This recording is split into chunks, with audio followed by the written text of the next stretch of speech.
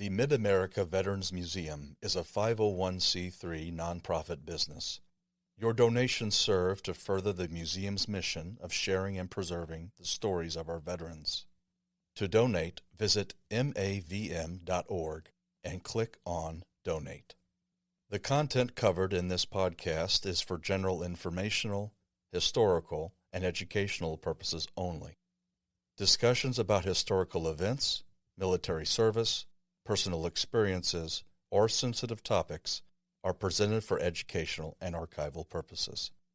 The views, thoughts, and opinions expressed by the host and/or guests do not necessarily reflect the official policy or endorsement of the Mid-America Veterans Museum. Neither the organization, host, director, nor the guest shall at any time be liable for the content covered, causing offense, distress, or any other reaction.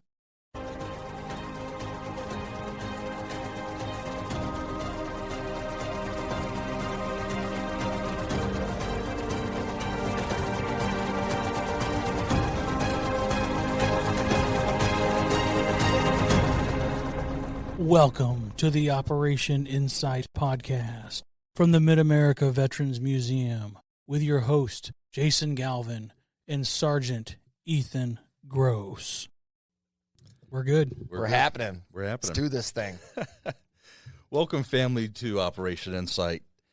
We have the distinct honor and pleasure of speaking to Lieutenant Colonel Fred Wellman, United States Army, May 1987 to January 2010.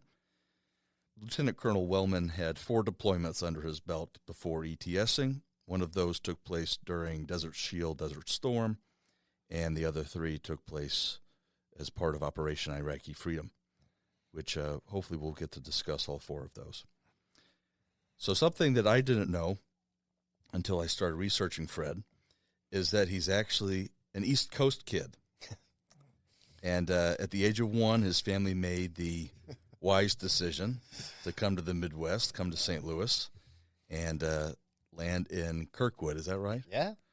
So New Brunswick, New Jersey. Oh, yeah. So what was the reason your family was there? Work. My family's from there. My dad's a Bostonian, old school Lynn, Mass., the wrong side of the tracks. And then went in the Marine Corps, as you'll find out. Yeah. And then when he got out, he got the GI Bill. And he ended up going to Fairleigh Dickinson University in New Jersey. Wow. I met my mother, who was going to Uppsala, which is a girls' school, I guess. And she was a scion of the New Jersey, Italian Jersey family. And so they got married young, as one does. Had a honeymoon baby, as one does. And I was the surprise baby 10 years later. And so my dad got a job here in St. Louis with an insurance company, so we moved us here, and we ended up in Kirkwood. Sometimes this happens to me. I think of something I wanted to mention, and you just remind me of something that I wanted to mention. Lynn End, Massachusetts. Yeah. Tell us about Lynn End, what is now known as Lynnfield. Lynnfield, yeah, Fields of Lynn. So that was where we settled. So my family, it's interesting, and my dad didn't know this. I found out I was going to go to grad school, a classic military story. I had time between combat tours, so I went to grad school. And I was doing some research, and I just kind of stumbled onto the family history book that someone had written and ran the history all the way back to 1640. And turns out we had come over. We were Puritans, of course, from England in 1640, settled in with Lynn End or Lynnfield, but it was just outside of Lynn, Mass., where my dad grew up, 7 miles away. And sure enough, we were, settled there, split the property a few times.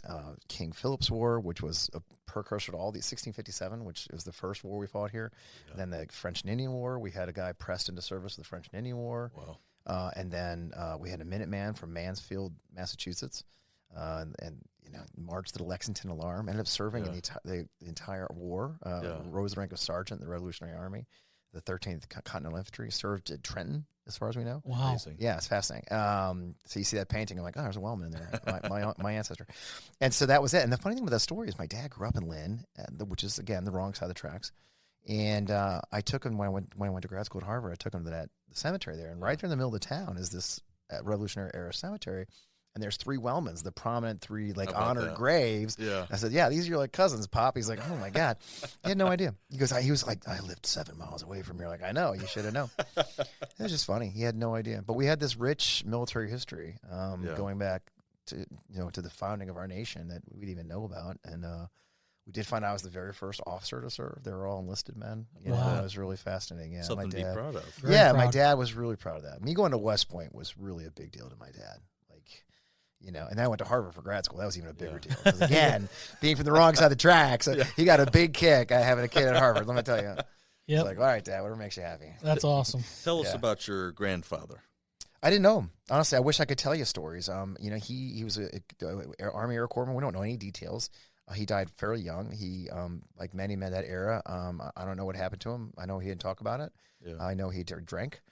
He worked in the shipyards outside of Boston. Gotcha. And if you guys remember those days, the asbestos-lined ships. Oh, Sure. yeah. So he worked in the shipyards. He ended up dying very young of lung cancer. Mm. So I never knew the man. He died in like 1958 or so after my sister was born. So I never got to know my grandfather. I didn't know any stories about him. We had two sons. One got killed in Korea, and my dad served in World War II. So let's get into that next. Your dad and also your uncles, both Yeah, on both your my dad's uncles. side and mom's side. Yeah, it's really weird. The military history of this family is bizarre. My dad's brother Harvey served in Korea. Dad was at the very tail end of World War II. He never even saw combat. He went to Puerto Rico, and then he still talking about decks and swabs and heads till he's in his 90s, but still, freaking Marines is a cult. I'll stick by that. But his brother Harvey joined during Korea, ended up being a private in the Marines. Unfortunately, my brain, I forget that unit, but they ended up serving. They were part of Incheon. I mean, his combat was unbelievable. Like Incheon, the march to the Yalu, falling back through frozen Chosin, got in a boat, went back down to Pusan, came back up. And they were on the return to the 58th parallel, Mm-hmm. and his unit got were going up a hill, and the Chinese hit him with mortars. So he was crossing a river and got hit by mortars and got killed. But I mean, just in like this, we're talking. If you know that period, it's like a year. All that happened in a year, from Incheon to all that.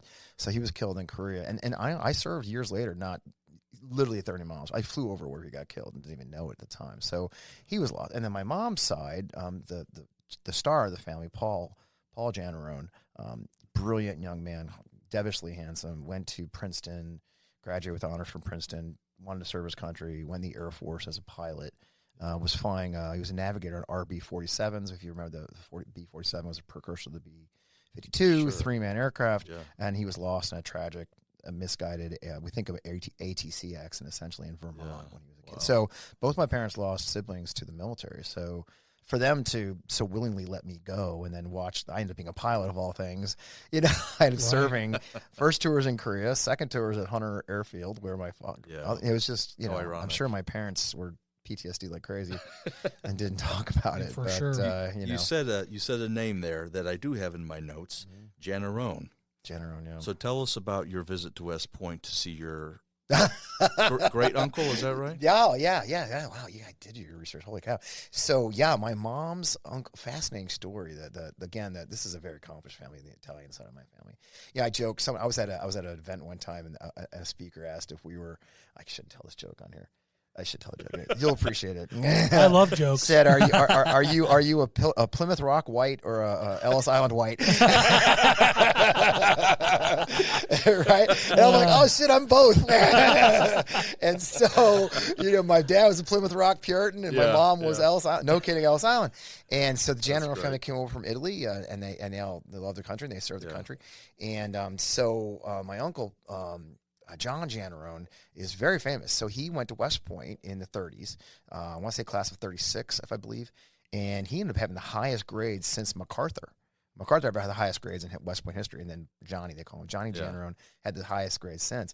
He ended up being the engineers in World War II, did a lot of really cool stuff in World War II. Ended up being the Army's witness to the Bikini Atoll H-bomb tests. Wow. He ended up going to the Air Force Academy to help create their curriculum. Wow. Right. And then he became physics professor at West Point, rising to the rank of a colonel, full professor, and then they made him the dean. He was the dean of the academic board in the late 60s through the 70s. That's really cool. Yeah, so we visited him when I was a kid. I remember visiting West Point in the 70s and visiting Johnny. And then, so flash forward, Johnny retires and having Alzheimer's later. He's a gentleman. But, so I'm a plebe at West Point. And I was not doing well. I did not fit in. I joke all the time. I made it through West Point by planning on quitting every semester, and I just ran out of time. And so I was struggling in basic training, Yeah. first semester. Yeah. And I remember this upperclassman comes running over and goes, "Wellman, there's some general wants to see you in the mess hall." I'm like, "Oh, God, there's a general." That's great. And I go running down this Johnny. I'm like, "Oh, hey, uncle." I was like, but he kind of slapped me around a little bit and kept me straight. Yeah. But just a wonderful, wonderful man. He's So, yeah, an icon. You referenced he was actually the 6th dean of the academic board. Yeah. And here's a quote I found on your great uncle. John Arone helped usher West Point into a modern era of academic rigor. Yep. All while preserving the institution's moral and military foundation. Yep. That's a pretty good accolade. Yeah. He was a huge part of the modernizing of the West Point as Really? as a modern academic institution. In many ways, it had been for many years just a proving ground for, and it was a good school. Don't get me wrong, but he really brought in more of a true classic liberal education that I was blessed to be a part of later. I mean, one of the reasons I picked West Point is I sucked at math. I mean, seriously. But I mean, at West Point, you could pick whatever academic degree you wanted to pursue. So you didn't have to go, like the Naval Academy, half the guys go oceanic engineering. At the Air Force Academy, you're an engineer. A lot of them. At West Point, what do you want to be? Class 6, whatever. Right, class, exactly. Yeah. I ended up being international relations, and I studied international relations because I liked it, and that was a place for me. So that's one of the reasons I picked the academic choice we had at West Point. Is one of the reasons I picked the military academy over the other academies. That's amazing that your great uncle had a part Crazy, to play right? in that. I know it's That weird. is awesome. It's weird when it comes. I mean, honestly, it's my mom's name, so people don't really connect us very often. But Johnny was a titan to this day. And Ellie Kemper. Do you know Ellie Kemper? Oh, sure. Oh, Yeah. my God, St. yeah. Louis native. I know Ellie she's Kemper. my cousin. Oh, Oh, my gosh. I is work- it really? Shitting you. I work about for that? I work for Commerce Bank. Well, so Ellie Kemper. That's great. About 3 years ago, Ellie posted this picture of Johnny and his wife. I'm not kidding. Really? And she goes, That's "Yeah, cool. here's my grandfather." Oh, my gosh. Are you being serious? Seriously, about heart that? attack. He goes, "This Oh is my my grandfather." God. They were the king of West Point. I'm like, that's a freaking small world. That is a small world. That's great. really No interesting. idea we had relations in St. Louis growing up here, and my mom had no idea that the Really? Kempers, and we were here for the Kempers. They Yeah. were famous when I was a kid. Yeah. Isn't that crazy? Have you So- connected with her at all? No, I haven't, Okay. because I'm running for Congress. Nobody wants to talk to me. But Ellie's there. Isn't that crazy? That's pretty We were cool. researching it. Actually, we were researching it for the kickoff ad for my campaign, and stumbled onto this post from Ellie Kemper talking to her about that? grandfather, her, That's her pretty awesome, grandparents, man. that Janarones. I know. How about that? It's a weird. Isn't that a St. Louis story though for you? I mean, it's like That's interesting. such a St. Louis story for you. So this is Wow. perfect. That's a great segue because we always want to ask the age-old St.Louis question, where'd you go to high school? Of course, Kirkwood High School. Kirkwood Public High School. I'm a product of the public schools of Kirkwood, Missouri. Rivals of Webster Groves. Yes. So yes, still. there's a few things here I wanted to cover about St. Louis before we get into your military career. All right, people have to suffer to this part. Number one, so this is kind of funny to me. You've referenced, and actually I'll do this now because I forgot. So And you did your research. this is on me. This is I told you ran through for 6 those pins. not watching. If you can't see, Oh, I don't have extensive does notes, his but I have research. Do No. you need a things- research specialist for your? a few I do. things Actually, scribbled but I down. just pull it out of my backside every week.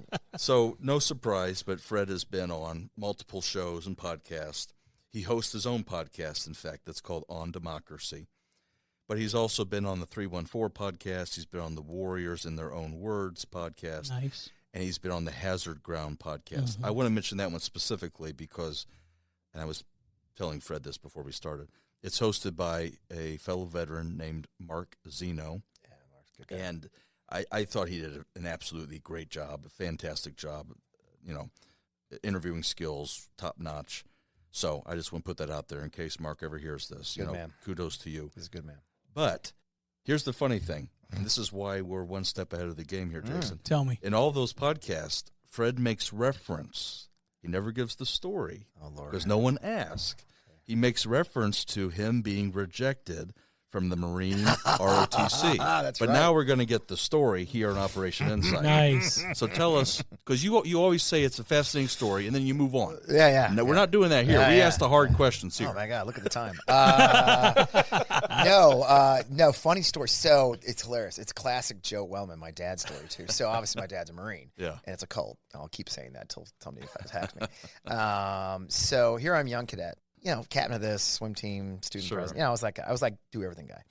So I'm trying to do my life. I want to go in the military. I'd always dreamed of being in the military. I dreamed of flying. My dad was such just a remarkable man. He was very stoic, classic New Englander. Kind of kept his business to himself.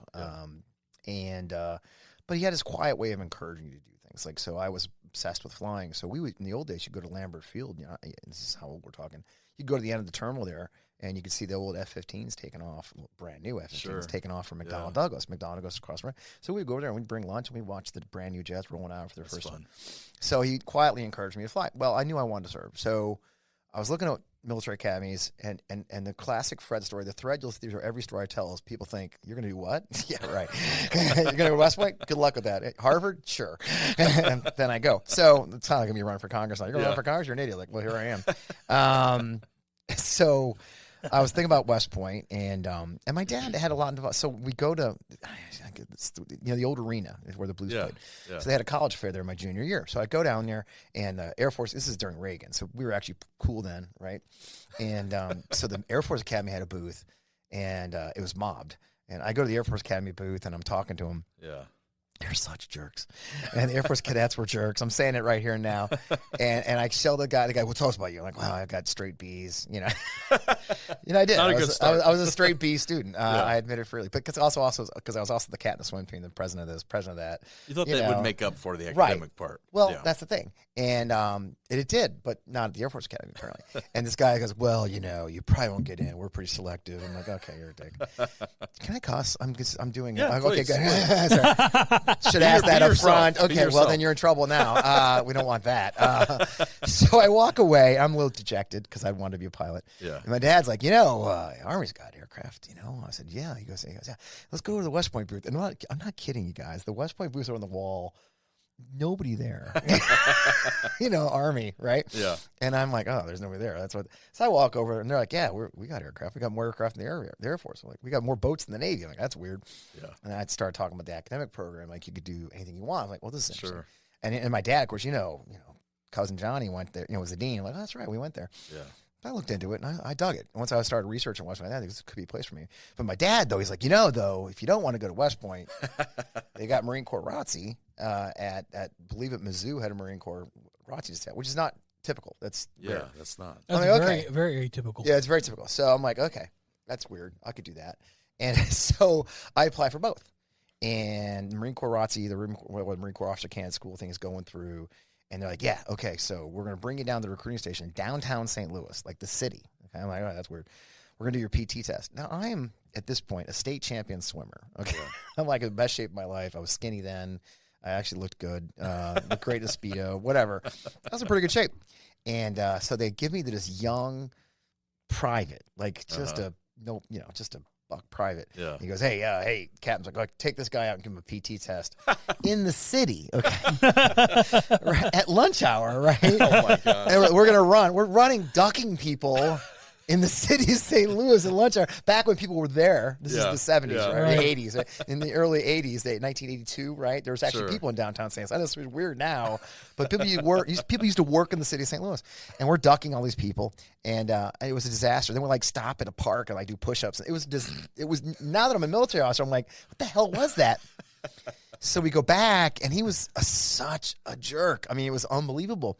And I just had a bad vibe about the whole thing, and I knew he was going to say, as near as I could tell, they blacklisted me or something. So flash forward, I apply to West Point. Yeah. I get into a freakishly thing happens. I actually get into West Point, which is just the craziest damn thing.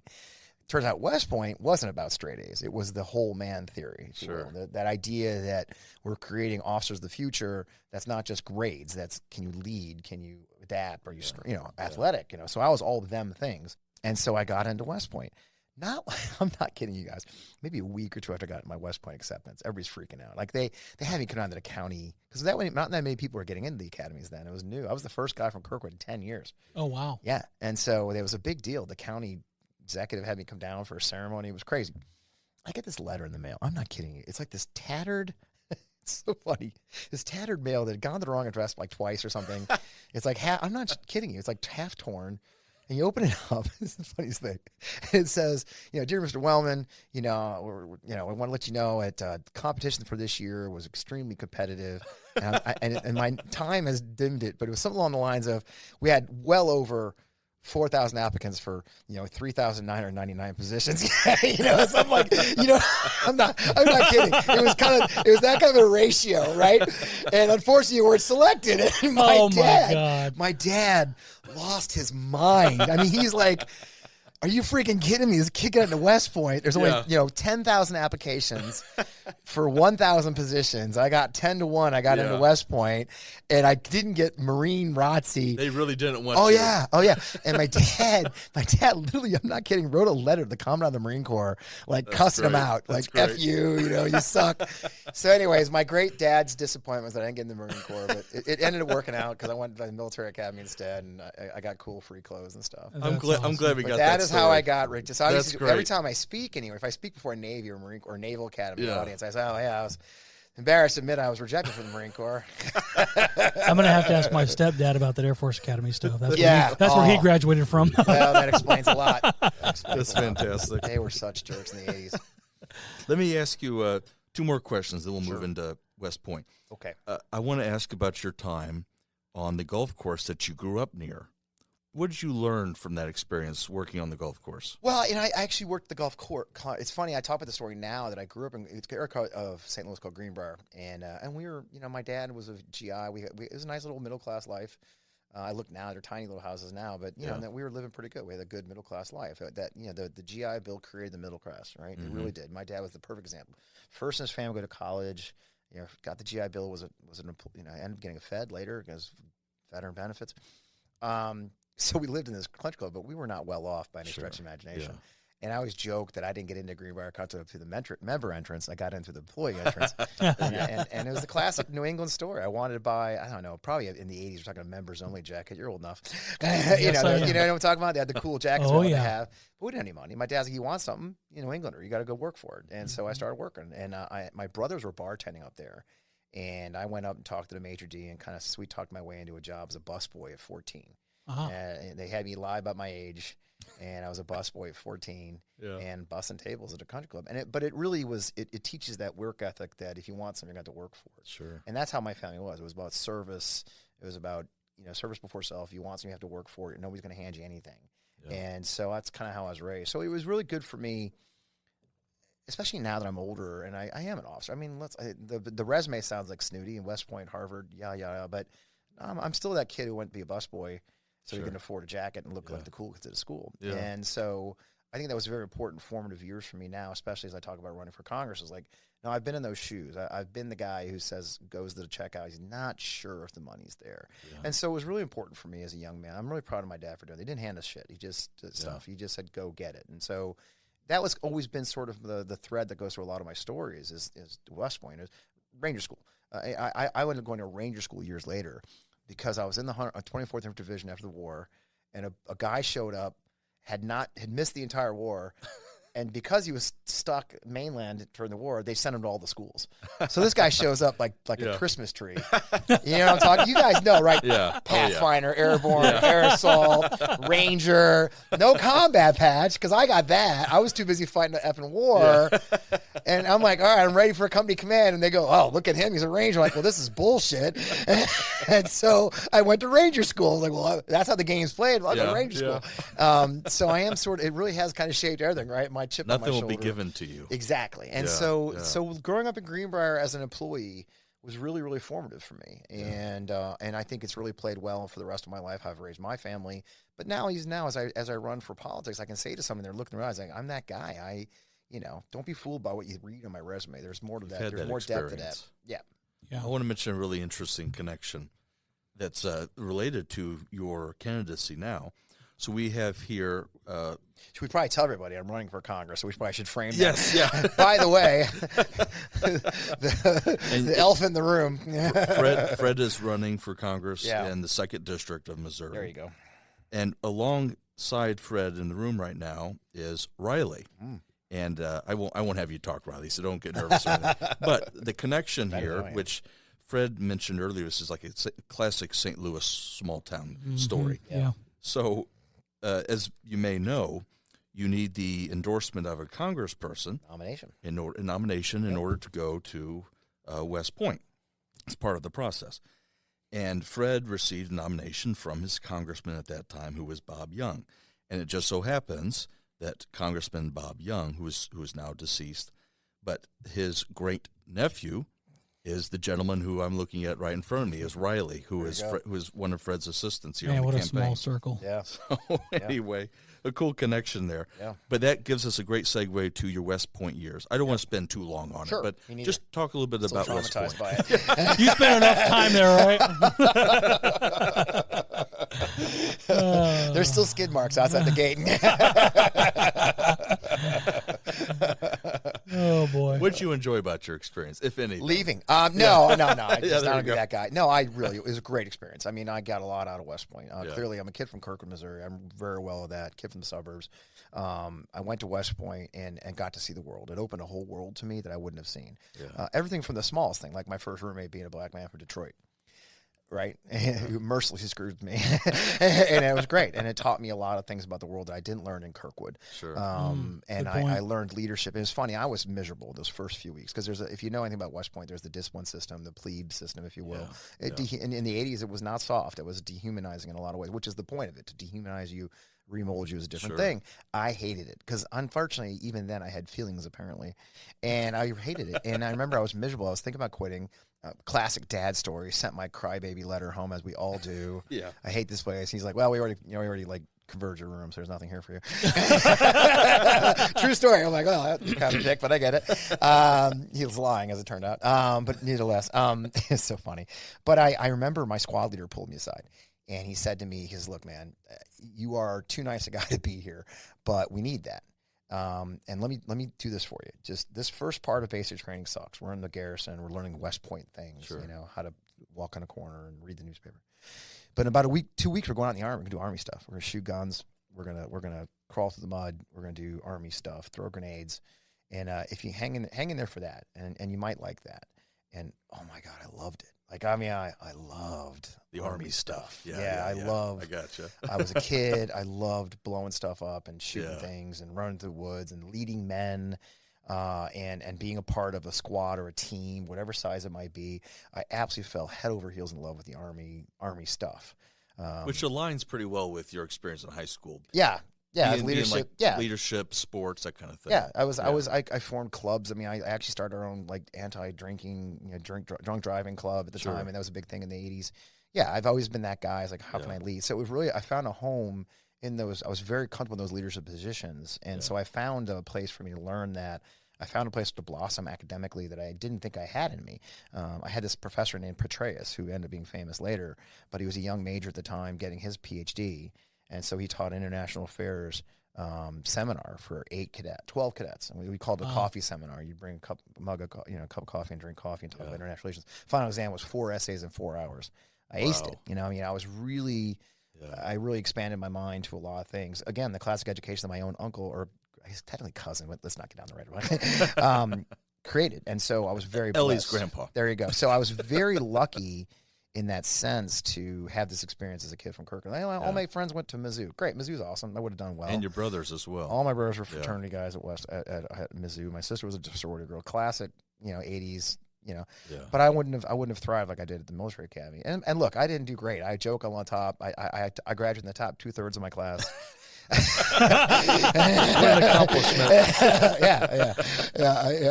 And the funny story is, so flash forward, everything at West Point's by your class rank. Yeah. And so I met this incredible young woman named Jennifer Hart my junior year at West Point at a tailgate. Classic West Point story. Met her. She was from the local college at a tailgate. Sure. And we fell madly in love with each other. And she was much of a muse in many ways for me. Yeah. So what happens your last year at West Point, they do call a straw poll, where you see where you are in the class rank. That's right. So what branch you'll get in the military. Yeah. Right. It's a huge deal. So you start this because that first semester senior is the last one that counts. So we come in, and I came out with armor. I was tanker, which is fine. It was my second. I want to be an aviator, but I got tanker. Yeah. And Jen's like, "Look, I'm not marrying, some tanker." Oh my gosh. Yeah, true story. Because you gotta get your shit together. I'm like, okay. That's great. I mean, she was tough, man, and she was like 5 foot nothing, but she was tough as Irish. She was tough as balls, and she kicked my ass, man. She made me do all my homework. She studied with me, everything. I mean, she was. I'm not gonna see it to your homework. I mean, she was brutally partnering with me for me. And I ended up jumping. I ended up getting straight A's. And I jumped 35 people in the class in one semester, which is a huge number at West Point. When you're only talking 900 people, I got straight. I made the dean's list for the first time. It was crazy. That semester was nuts. And so you weren't kidding about her being your muse. Oh, she was amazing. And Jennifer, God rest her soul, what an amazing woman. She truly did drive me in so many wonderful directions. And so I jumped 35 people. I made the dean's list. We go in for a branch, and the way they do it is they open an envelope, and you have the branch like, oh, I got aviation. It's incredible. And then you go downstairs in the beer hall, and they have the list of, like, rank where you are in that group, right? And I'm telling you guys, I'm going down that column like 1, 2, 10, 30, 60. Oh, number 90 of 90. The Marines would be proud. I drank so much, I drank so much. So I was like, well, at least I made it. I was like, last, if you're not last, you're first, right? And you're never, so look, there's, it still counts, what's the joke? If the minimum wasn't good enough, there wouldn't be a minimum. Yeah. And I made it, I didn't get anything else. Like all my classmates are going off to Air Assault and Ranger and stuff. They're like, do not pass go straight to Fort Rucker. And I did. It worked out great because there was this, guys got stuck there. So I went straight to Fort Rucker, went straight into flight school, went straight to Korea. So, This is a great segue to one of the aircraft that you would pilot and be in charge of, which is the OH-58 Kiowa. Yeah. There is a story. It's a short story, but it's about the first time you saw the OH-58 I just told the story the other day. So apparently, this is some crude stories you're digging up. You really did listen to all these podcasts. Oh yeah. So apparently, Fred sees the OH-58. And he's admiring the angles, and he's admiring the sexy little thing. He's real low to the ground. He describes it as sexy. Little shark on it. And there's a friend of his who I guess is nearby or something. Oh, we're driving to work. We're driving to Fort Rucker. And he must be musing about this sexy helicopter. What is that thing? And this guy says to him, and if I misquote, just let me know. But will. I think I got it right. This guy says to him, well, that helicopter has the seat for the pilot, and then the other seat's for the pilot's balls. That's right. I said, what is that? He says, that's a Scout. That's OH-58 Scout. I said, oh yeah. He goes, it's unarmed. They go. I was like, oh. He goes, yeah. They go into combat unarmed. I'm like, that's crazy. They're scouting for Apaches. I said, that's crazy. He goes, yeah. He goes, but here's the thing, man. It's 2 seats. It's single pop. It's got 2 seats. Oh yeah, one's for the pilot, one's for his balls. And I said to myself, I'm gonna fly that fucker. I love that story. And I did. Gonna have some big balls for that. Oh yeah. Unarmed and unafraid. That's what we used to say. Carried a 6-shooter. Wow. We carried a 6-shooter until Desert Storm. We carried revolvers. A little pew pew. Incredible. True story. We carried revolver. We're the last people in the Army to carry a freaking revolver. Incredible. Oh my gosh. Yeah, man. I flew in Korea with a revolver strapped to me.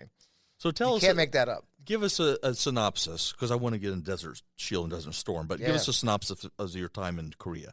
Yeah, so I picked Korea. I was single. Jennifer, that wonderful lady I'd met, broke up with me, as they do. I would too, frankly. And so I said, I'm single.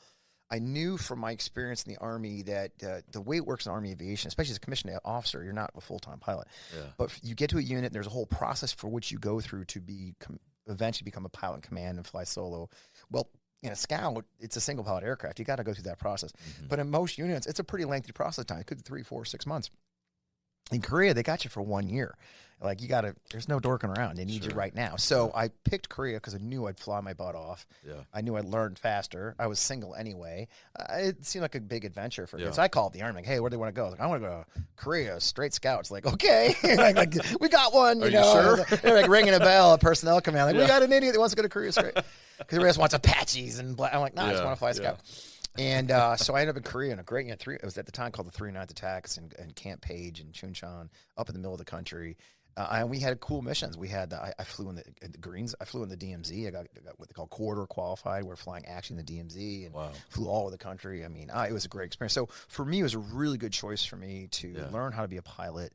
I mean, I had an instructor pilot. This is how good I got at flying that aircraft, which I love, because the real thing about being a good Scout is not moving, right? You want to park that thing and let things happen around you. Yeah. And that means you hover for hours at a time. You got to be good at hovering.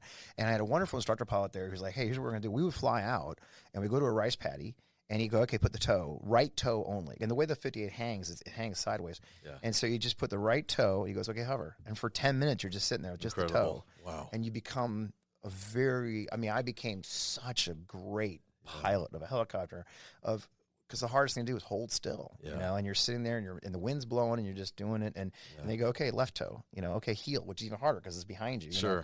Amazing. And so I became a really good scout. So it was one of the best I ever made in my short career, my long career, was to go to Korea, become a better aviator, become a better scout. And lots of flight hours. Lots of flight hours, yeah, and fun stuff. Like my replacement came in, so I was kind of a free agent for like 3 weeks, and I got to fly. This guy came over from Japan to test all the water at every little station there, and then in the 80s, probably don't have them anymore, but in the 80s we had like little stations on top of every mountain, like with radio listening stations.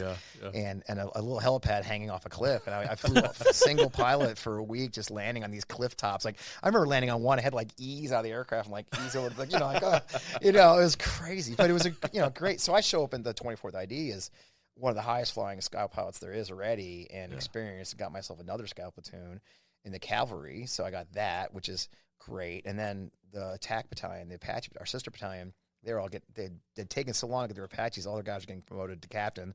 So they had an opening there. So I bounced over there for my third scout platoon because I just wanted to be a scout, you know, and that's what I did. So I ended up in the 24th Aviation at Hunter Army Airfield as a scout platoon leader in Alpha Company, 1st 24th Apache Company. So that's how awesome. And the funny story about that one is I remember talking. So I decided I was going to go light infantry with my next assignment. And I'm talking to my battalion commander one day. I said, because I knew everything at this point. I was 25, obviously, 22. I mean, whatever. You know, we had these young aviators. I was 23, whatever. So I know everything already. I said, let me tell you something, sir.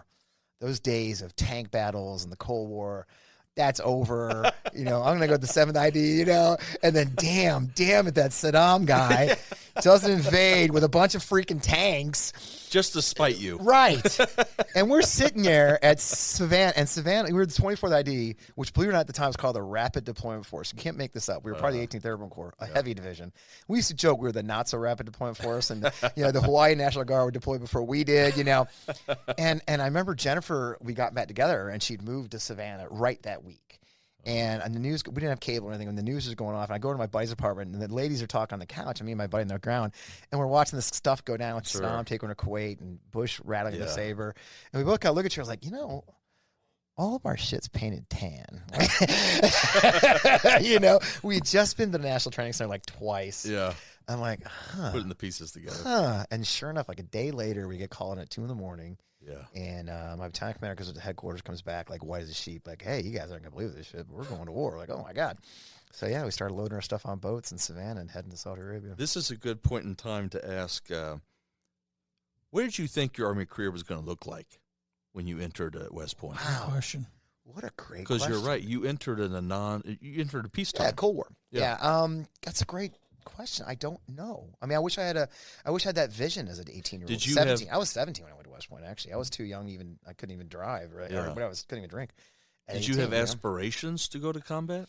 Oh, yeah. I mean, I was always going to say, you know, the thing about being a soldier in peacetime is it's like being a teacher who never gets a class, right? You train your whole life for the mission and then never do it. So there's sort of an emptiness, I think, in a lot of times if you serve and you train, especially an aviator, and then never do that, execute that mission in any real way. So there was always sort of a weird longing as a kid, you know, plus you all have all that weird like testosterone stuff stuck in you. Sure, yeah. And you think it's going to be a noble cause and all. And then, of course, American bravado kind of stuff. Right, yeah. Youth is funny like that.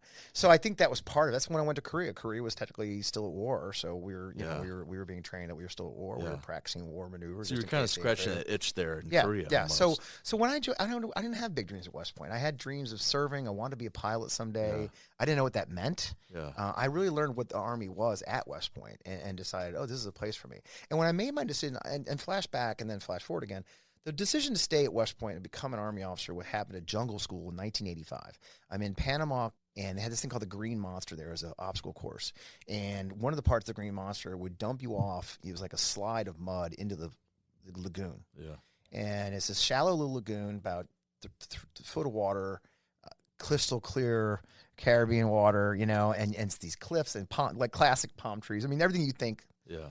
And then on the right over here, as I hit the water, is this Spanish fort. There's a ruin of a Spanish fort that guarded that river that used to be that was there. And I was like, I remember sitting there, standing in that water. I'm like, oh, okay, this is pretty cool. Like, because I'd never really left the country until then. Yeah. I hadn't, frankly. It was my first time leaving the country, come to think of it. And I'm like, oh, okay. this is kind of cool. Like, wow, I can sense of adventure. Yeah, I can see some cool stuff in this job, Yeah. and that's why I picked Korea, and that's why Sure. you know. So I sought that adventure. I was looking for that adventure to get as far away from Kirkland as I could. Now here I'm back. God help me, it drove me back. But that's kind of one of that was one of the goals was to get as far away as I could from the Midwest and see the world. And I certainly had that opportunity. So for me, my goal was see the world, serve my country, wear that flag with pride, maybe serve in combat someday. But we were all pretty much resigned to the fact we'd never see war. I mean, it'd been a long time. That's kind of what I was thinking. You know, we had Grenada kind of come and go. We had the Lebanon incident. We had Panama while I was in Savannah.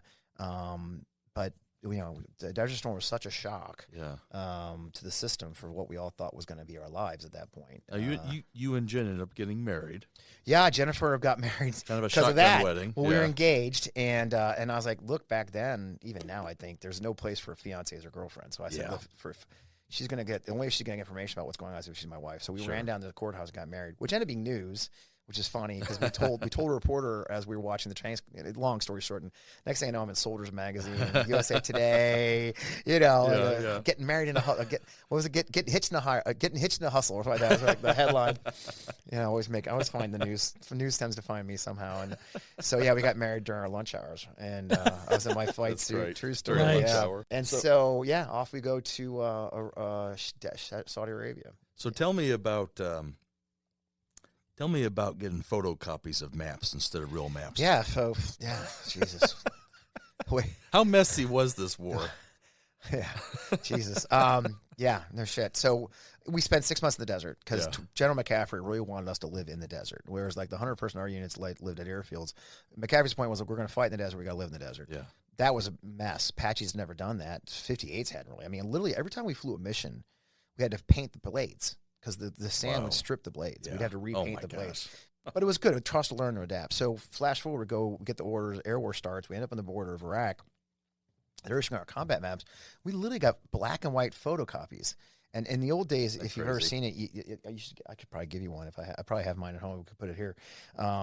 You make these map books as a pilot. Then you open it up, and it's like origami. Yeah. We were all origami experts making our map books. I'm going to this page. Okay, this page here. And they're freaking black and white. And we had to like fill in like the Euphrates and blue highlighter to, look, there's a river up there 150 miles. It was nuts.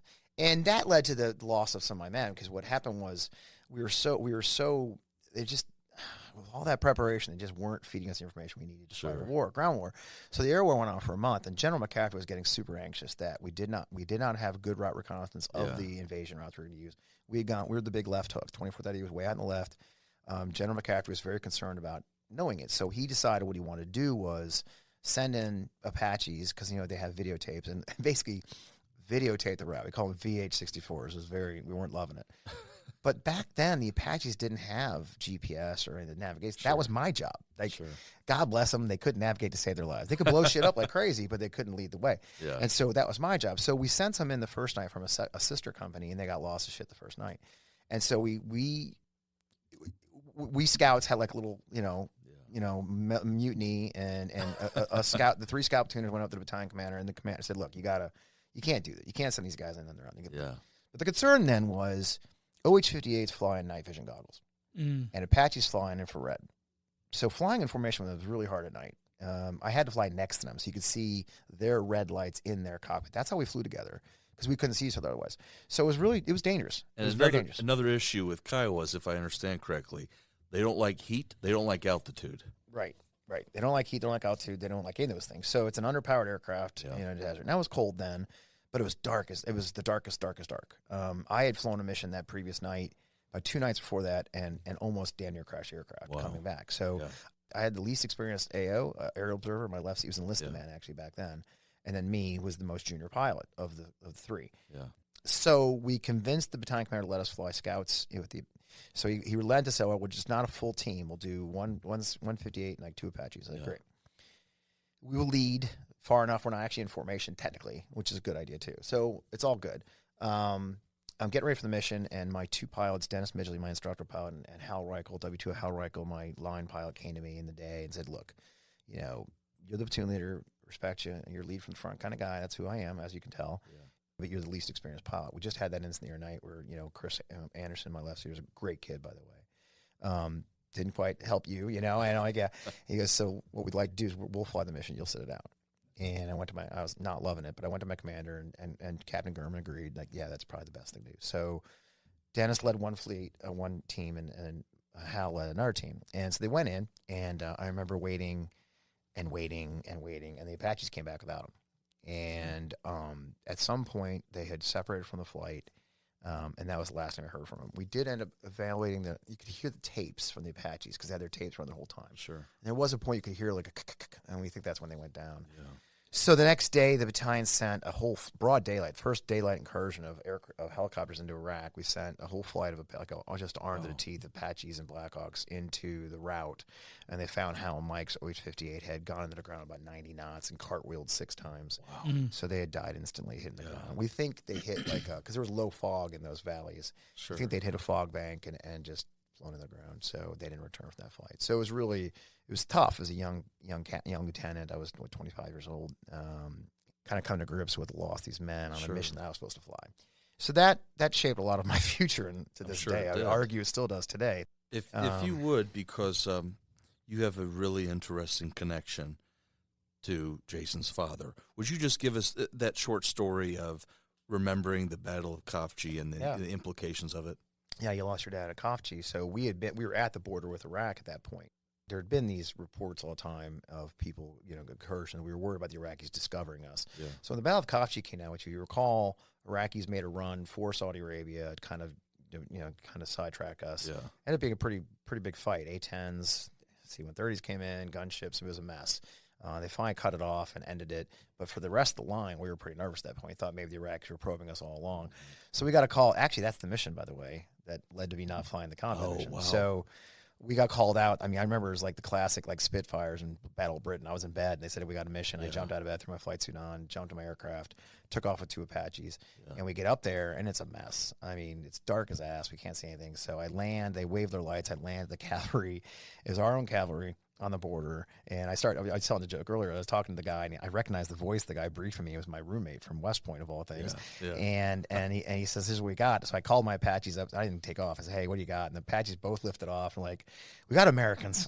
and what they were doing was this classic reporting each other. Like, "Oh, I got 10." And they go, "Oh my God, I got 10." Yeah. "Oh, so there's 20 of them." I'm like, "No, there's 30." And it's literally they're all pointing their guns at each other. Like, "Hey, everybody, nobody shoot, okay? Don't shoot each other." And that was that. Really high. Yeah. So. What's funny with that story is the Apaches, they go, "Okay, we're going to go home." And my commander goes, "Hey, Fred, you need to report to division headquarters and brief the general." Great. So they take off. I take off. I've got night vision goggles. You know what I see? Tents as far as the eye can see on the border of Iraq.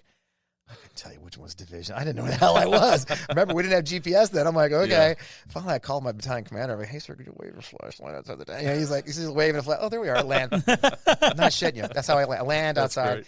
I breathe the general. The funniest part of this whole thing is the kind of funny story. Just the 1-star general's there. He's the assistant division commander, and he goes, "Hey, Fred, I want you to go in there and I want you to brief the general." I'm like, "Okay." I didn't know where the hell I was. I mean, honestly. And they had the tent. He goes, "Go on the tent and go on the map and brief him." I literally did the whole. "Well, sir, we were right over here, like waving my hand." You're gonna get it right somehow. Right here, right in this area right here, which is the entire Saudi Arabian border.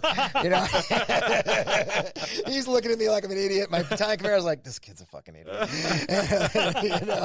And then we saw this over here, and he's like, "All right, you're done. Get out of here." So I get my, But this time, everybody else has gone home. I'm by myself, single pilot, in my left. We take off. It is dark as ass. And that's the night we come home, and it was close call. Like Hal Reichel had to go out and do the exact thing. He took flashlights out and just was flashing the flashlight on the ground so I could see where the ground was. Yeah. And so that's how I ended up not flying the next mission because it was so hair raising and trying to figure out where the hell I was. It was some hair raising flying. I mean, it was just so dark. It's hard to imagine. You got these night vision goggles that don't do shit for you.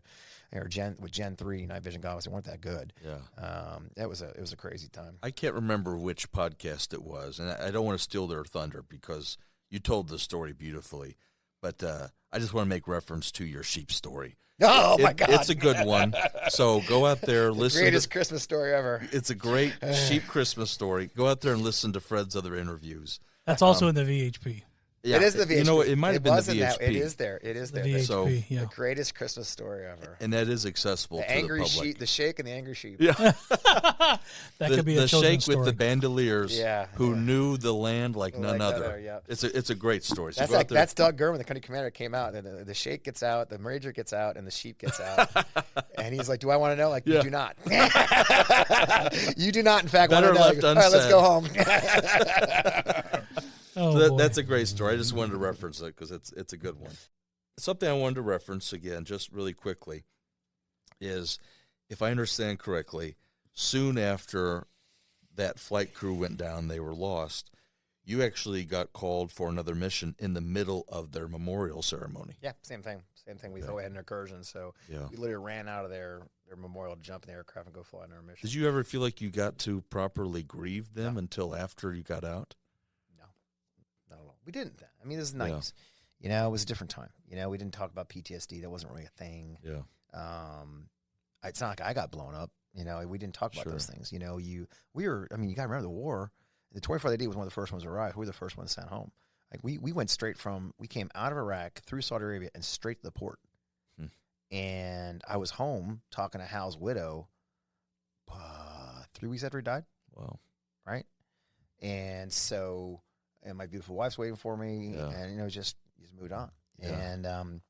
And our definition of PTSD then too wasn't, like I said, it wasn't survivor's guilt wasn't a thing, and we didn't talk about that. It's like, sure, I sent men to their death. Now you and I we talk about that. It's like, oh, that makes sense. I mean, that's a trauma. But in the 1990s, that was just stop being a baby and get on with your life. And something I've heard you mention, Fred, is that survivor's guilt.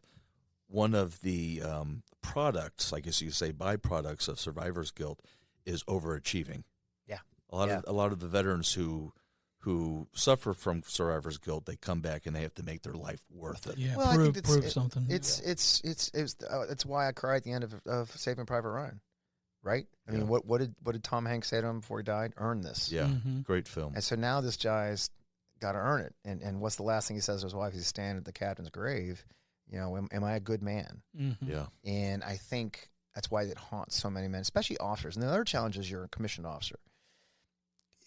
You're supposed to be stoic. You're supposed to suck it up. You know what I'm saying? We're not supposed to suffer. And you got to bury your feelings and get on with the job. And that's what I did. And so what's really interesting about, we'll flash forward 100 million years to when I really came out about my PTSD journey in the 2008 or 2018 time frame, right when Jason Kander, our friend here in Missouri, came out with his, is when I said, oh, I can talk about this. And I had buried it for so long. I was really starting to get treated. My wife had already left me. At that point, because you have to lose. Right. Well, also I was just like, oh shit, I have PTSD. I had never heard it. I mean, I remember going to my therapist that I had that time, and he looked me dead in the eyes. He goes, you have the worst case of untreated PTSD I've ever seen come in my office in 20 years. And I'm like, really? And of course, I'm also like, number one. Damn right I do. But we didn't, it wasn't a thing. And so I think in a lot of ways, we're taught to bury these things. We don't think about them. And so I did go through a life of trying to earn it. While at the same time, you're also self-destructive. And so you make mistakes. You do stupid things. I'm divorced for a reason. I made a lot of mistakes. And so I think for those of us who have been through that journey, it was interesting. I remember I was at Larkin COVID Field. I was running COVID Field Hospital, and somebody did a story about me, and that was a part of it. My PTSD journey was part of it. And, it was my tattoo. It's my tattoo.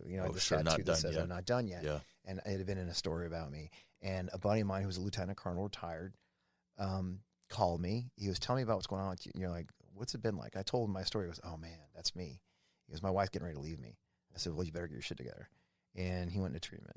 And he was like in his 50s. Incredible. Right? And so I think I'm proud that I've come out very openly about my journey and the damage is done. And the damage I did to people who love me, it's going to be used against me in this campaign. I guarantee it. It'll come. It's been used against me in the past. I mean, that's fucked up. Oh, you love the stuff I get on internet. Oh, I heard you put me over there. Oh, you should see some of the stuff I get all the time. Oh, is that where you buried your wife? Oh, no, don't even start with me on that. I'll get a lot. The MAGA likes to go, sorry, we're not talking politics, but I'll get, you're going to tell a story how you got your men killed. I mean, it's just, they know how to get you. Terrible. And yeah, it's terrible. So I expect that. I mean, I've been doing it for a long time, so bring it, you know what I mean? But yeah, it is. And so I have no regrets. The fact that I've inspired even one or two or three, four of our fellow veterans to step out and say, hey, oh shit, that's my journey. Yeah. That's my journey too, especially officers. I think that's been, it's worth it. So I had some tough times. I'm not embarrassed about that. I'm not ashamed of the mistakes I made. I made mistakes, and We're human. Right. And I think if my journey helps others, and apparently it has. I mean, I know apparently there's people who've gotten the same tattoo because it makes them think. That's incredible. Ethan, didn't we, correct me if I'm wrong, but at the Veterans Ball, the guest speaker was in his 70s before he realized he had PTSD to get help. Yeah. Oh, I don't doubt that in the least. Don't doubt that in the least. And his stuff was on the rocks too. Yeah. And he realized, I need help. Yeah. It's never too late. If anybody takes anything away from this conversation, get help. It's okay. Yeah. It's not unusual. And I tell everybody, and I'm not a veteran, but I tell everybody that mental health is one of the most important things you can take care of. And I mean, about 3 or 4 years ago, man, I was at a place where I needed help and I didn't realize it. And it's the best thing I ever did was to get help. 100%. I tell people all the time. And what's been fascinating for me in this new job where I'm running for Congress is how often I meet. I'll tell. I was with a union guy at the Dropkick Murphys concert of all places, who shouted me out on stage, which was really cool. And he was taking calls from the union. He's a union guy. And I said, he goes, yeah, my wife's used to me working at night. I'm thinking to myself, what are you doing at night? You're not negotiating contracts like this. He goes, no, it's members who are in trouble. It's a guy who's lost his job or is not making his money. His wife's going to leave him. And I said, so mental health. He goes, yeah, these are tough union men. These are sheet metal guys. Yeah. These are guys who hammer things into, dominate metal into a vent. Mm-hmm. Sure. And then I go to see the FOP, our friends and the cops. Guess what, guys? Mental health is a problem. When you're, as a friend of mine said, when you've spent the morning scraping the brains of an 8-year-old off of Clarkson Road, and then you go back to work, it affects you. So I think there's a common thread that so many of us have. And so while I will take barbs and arrows, I'm sure, for my weakness or something like that from those who haven't served, I have no problem talking about what I went through to get where I am today. It's the weaker man who makes fun of it. 100%. And so I accept that. And so it's fine. I accept. Again, I know that there's a list in my head of people who have come to me and said, thank you for speaking out. Yeah. And that's what matters more than anything else. Speaking of weaker men that you mentioned, Jason, I don't want to linger on this too much, and I know this is a painful part of your history, but you had talked earlier about your muse who became your wife, Jen, and she was killed in a car wreck, 7 months pregnant with your child. And if I understand correctly, she was killed while traveling to go get your answering machine fixed. Is that right? Yeah, true story. Yeah, we were at Fort Campbell, Kentucky. I was a company commander at the time. And we had a new battalion commander coming in who, not a great guy. I hope he's listening to this because I think he's not a great guy. But he was way up our ass on everything. And it was a very stressful time. And our answering machine was broken. This is 1994. And Jennifer went down to Nashville to get it fixed while I was in a training meeting. Yeah. And she drove back. And there's this intersection at I-24 in Clarksville. There was no light, and so it would back up at lunchtime. So Jennifer did the New York thing. She's a New York driver. She's from Albany, New York. She took a right turn at the gas station, did a U-turn, came out, and there was a truck, a semi-trailer actually illegally parked, and she pulled out and got T-boned by a car, was killed instantly. And so I was in a training meeting at the time, so I got pulled out, and I got pulled into our flight training room, our where the map was and stuff, and it's full. Chaplain's there, never a good sign. When you walk in a room and the chaplain's there, MPs and chaplains is never a good sign. I know. And I walk in, I'm like, this can't be good. And my dear boss and friend, Bill Gillen, who was our battalion XO at the time, sat me down and said, hey, there's been an accident. And he said, Jen didn't make it. I said, well, the baby. He just shook his head, the baby died. And I was like, okay. So I fell out of my chair, and all chaos broke out. Battalion commanders, how's this been confirmed? He was such a jack. And the funniest part of that story, though, is I crawled over to a corner. We're just sitting there against the wall, just in shock. And I had this giant of a man of a first sergeant. And he came over and sat down next to me, and he's watching this chaos. And he bodily picks me up by the shoulders and says, Shut the fuck up. You yell at the colonels, like, shut up. Yeah. This captain needs help, and we're going to take care of him right now. Get out of my way. And he just duck walked me out of the building. Amazing. And then Major Gillen drove me to the hospital to see Jennifer. And the wonderful staff there at the ER in Clarksville cleaned her all up. And she had traumatic head injury. She was very, very, very battered, and they cleaned her up. You wouldn't even know it. And I got to say goodbye to her. But, yeah, it was very challenging. Here I'm a company commander in the 101st Airborne for that premier job you've been looking for. New boss, had high expectations, and it's interesting as you go through your PTSD treatment. And I'll tell this story. I don't know if I've told the story publicly before. And as I went through, there's a treatment called EMDR, and I won't go into depth, but it's a treatment for PTSD. And what it does is it zeroes in on the trauma event to figure out where it is. Because one of the theories of PTSD is that it's basically a trauma memory stuck in your short-term memory, right? And so what EMDR essentially does, and I won't go into the details of it, it moves that from short-term memory to long-term memory is the theory. And there's a way you get that. I won't get into that. But the bottom line is, what was fascinating about that was I always thought it was the day Jen died. Mm-hmm. And in the end, it ended up being 30 days later. In a short story, people don't remember in 1994, Saddam actually gathered on the Kuwaiti border again. And President Clinton ordered the 101st Airborne to go. So I was actually called off of leave after burying Jen and the baby back to work as a company commander to deploy my company to Iraq. And I had 7 days after she died, off leave, worked 30 straight days. We ended up not deploying. We ended up going to the field instead because he insisted we go to the field, and came back from that. I'm at this point walking wounded. My wife's been dead a month and baby. Yeah. I've still got a fucking nursery at my house that's not ever going to be occupied. Yeah. My last memory of Jennifer is her folding the baby's clothes. She would go into the baby's room and take the clothes out of the drawer and fold them and put them back. That was her thing. It was her nesting thing. Yeah. You know what I mean? Yeah. And I got to go back to that fucking house. Yeah. And I decided to take leave. And the trauma event that ended up starting the whole damn thing, that the train left the station, was going to say goodbye to the battalion commander. Say, hey, sir, I'm leaving. And he goes, okay there, Captain Wellman.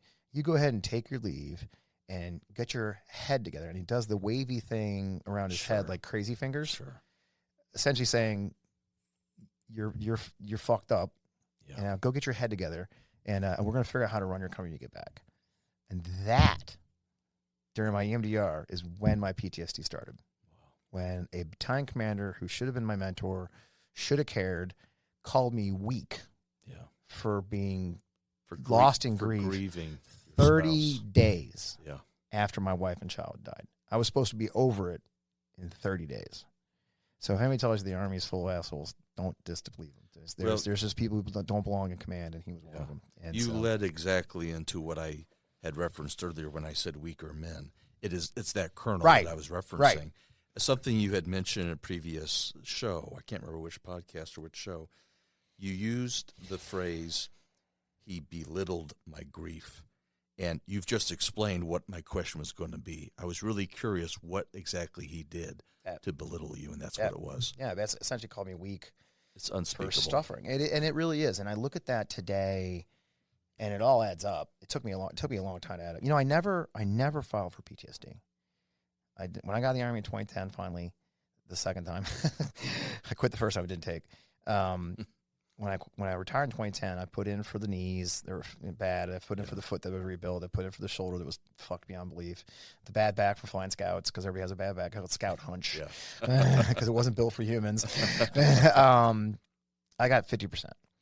And then flash forward, I'm a veterans advocate for a decade, telling every asshole I meet to go file for his disability. Everybody, like I was an evangelist, and I get divorced. I get diagnosed with PTSD from a private therapist. I go through not EMDR. I go through a second therapist for trauma after I relapsed. Mm-hmm. I move here, go to a therapist for trauma, the top therapist for trauma in this state, and then the PACT Act files. The PACT Act goes through. Yeah. And one of my soldiers from Desert Storm had one of the cancers that was a pre-existing condition. And not pre-existing, what they call it. Anyway, myeloma or something. Yeah, one of them. Yeah. And but it's an automatic approval for service related. He says, "Sir," he calls me. He still calls me sir. It's been 20 years, 35 years. Yeah. He goes, "Hey, sir, you gotta go file. It's really easy now, and it's all on the computer now. You don't have to do any paperwork. It's actually computers. All right, whatever." So I go in, I fill it all out. I fill Gulf War Syndrome out wrong, of course, because I'm stupid still, and I put in for the PTSD filing because I had been diagnosed. And they sent me to a psychiatrist. And the form for PTSD, when you fill it out, it's like it's your trauma events. And you have to do like dates. And he questioned. And so we had Hal and Mike get killed. We had Jennifer and the baby get killed. We flip it over. It's Bassam, my interpreter from Iraq, who was beheaded on camera because he worked for me, and his family was forced to flee Iraq. It was Dr. Muhammad, my sheikh partner, who got murdered in the clinic I built for him. And then we keep going. And he's finally, his psychiatrist like, I think that's enough. I think we're there, And so we fill it all out. We sent it. I don't know any better. Like, sure you don't want more? I got 2 more pages. Like, no, you're good. And fucked up life. And and this is why I love the VA, and I hate what they're doing to it right now. This is under Biden. I'm just going to say it flat out. This is Biden's VA. And I get a call.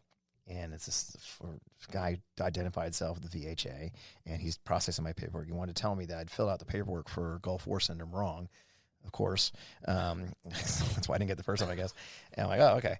And he goes, but here's the thing, Colonel Wellman, I want you to know, they always call you rank. Hey, Colonel Wellman, I want you to know that you're going to get 100% disability. We're going to give you 75% for your PTSD. And I've never told this, but I'm sure it'll be used against me. That's basically 75% is that's how you can go without being debilitated. Like 100% means you can't even work. Yeah. And what was really touching about that conversation, I get choked up talking about it. So all the things I've been through was this wonderful human being who is a bureaucrat, the hated bureaucrats of the government, is on the phone with a retired lieutenant colonel who's been out of the Army for 13 years at that point, and says, Colonel, I just want you to know, I'm really sorry you went through that.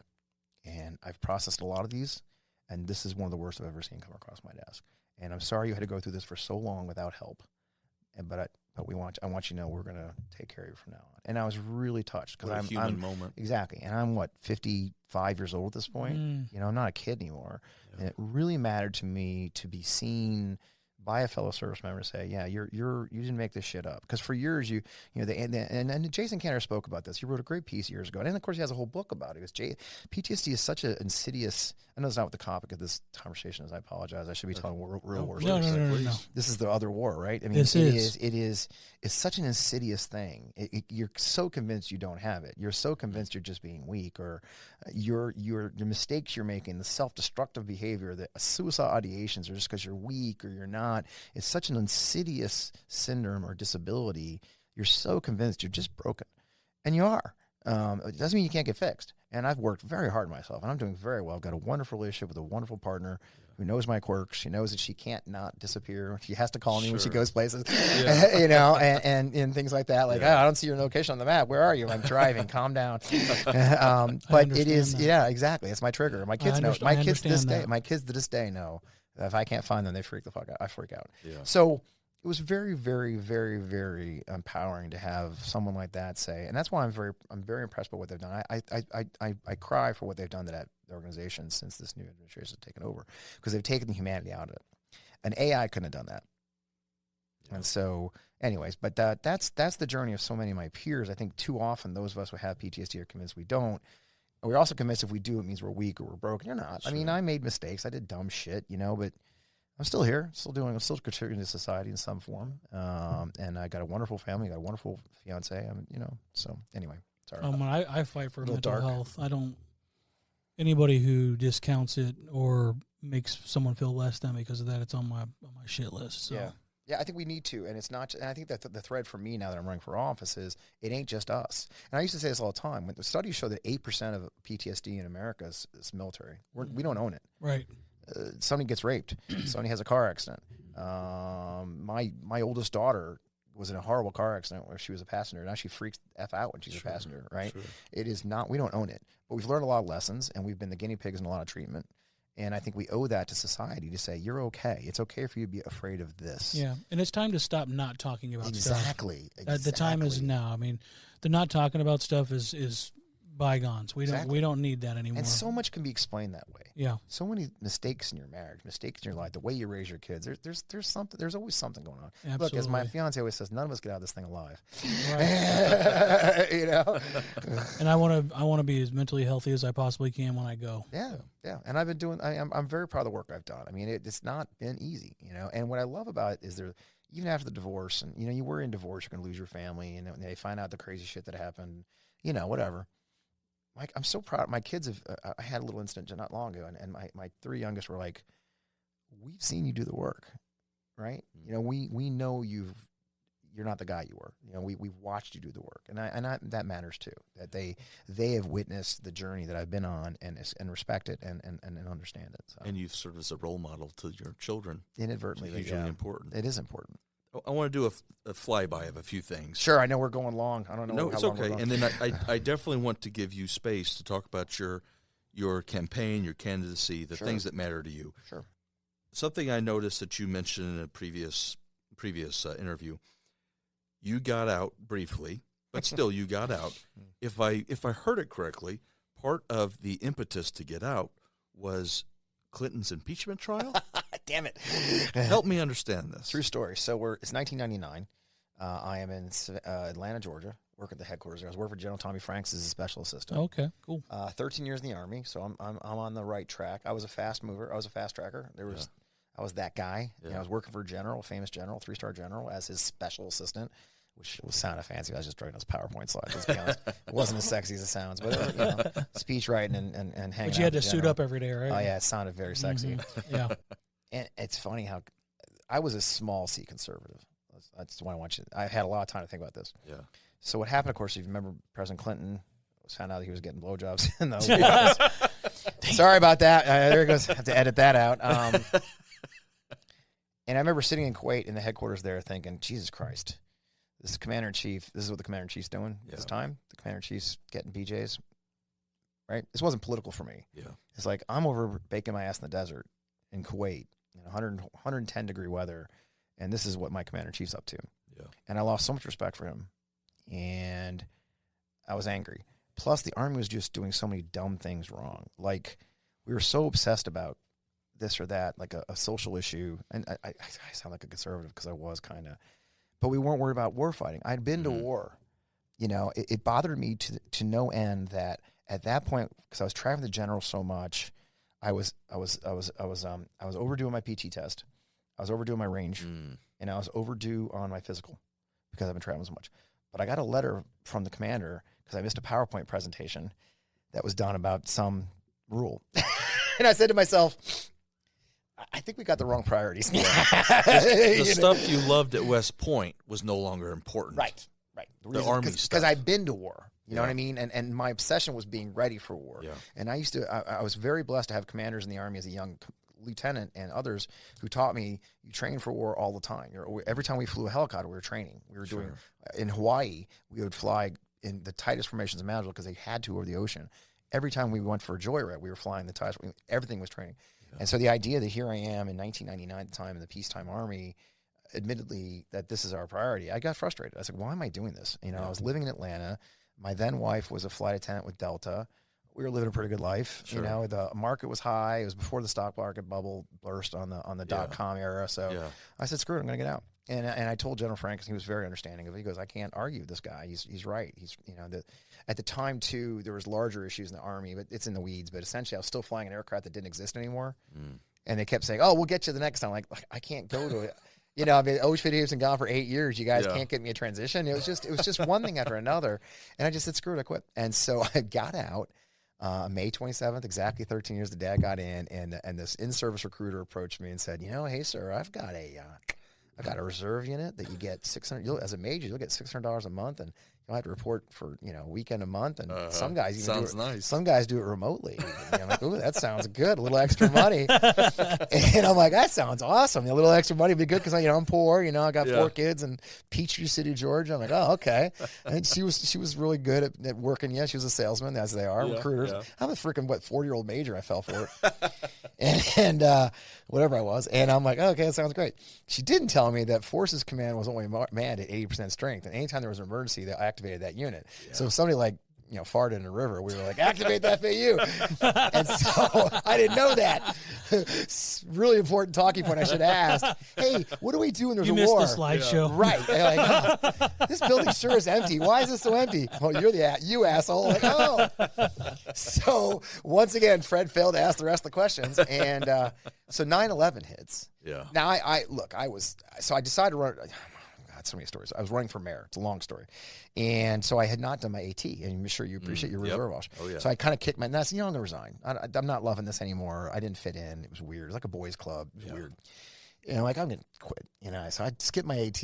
Well, 9/11 hits. Who's the first people to call? It's September. Yep. The guys didn't do their ATs because that was the easiest thing. They got 2 weeks of free money on you. Exactly. So I told my wife then, I was like, first of all, if we're going to war, I'm going. Yeah. And 2, they're so going to call me because I haven't done my AT. Yeah, your time's up. And so I called, they had us call in, we all called in. I called my boss about 11 o'clock and I said, hey boss, look, I know I haven't done my AT. I'm ready to go fight. He's like, I knew you'd call. He knew me. He was like, I knew you'd call. Like, all right, well, you're on the list. So I got mobilized the next day. Drop out of the mayoral race. Drop out of the mayoral race. Yeah. Drop out of my civilian project management job. Very good job. My my wife's a flight attendant. She gets laid off. Oh, man. I got mobilized. Because of 9/11? Because of 9/11. And they send me off to a conference at Carlisle Barracks, which we're not supposed to talk about anymore. It was this big planning conference. Yeah. My unit helpfully... Classic reserve story. You'll appreciate this. We're going to go ahead and process you, Fred, but we don't know any details about you. Yeah, so there we go. Single zero. you know what that means. That means no tax withholding. Yeah. No, no housing. No nothing. No food allowance. Nothing. I'm getting no money. Like all my money is going to the government. You get nothing. You get nothing. I get base pay, not flight pay. Oh, you're an aviator? Didn't know. Fuck, it's in my record. So our family budget went from like half gone. And, wow. And like many Americans, even today, we had about 3 months of runway and it was gone. So crazy. Yeah, it was a wild time, man.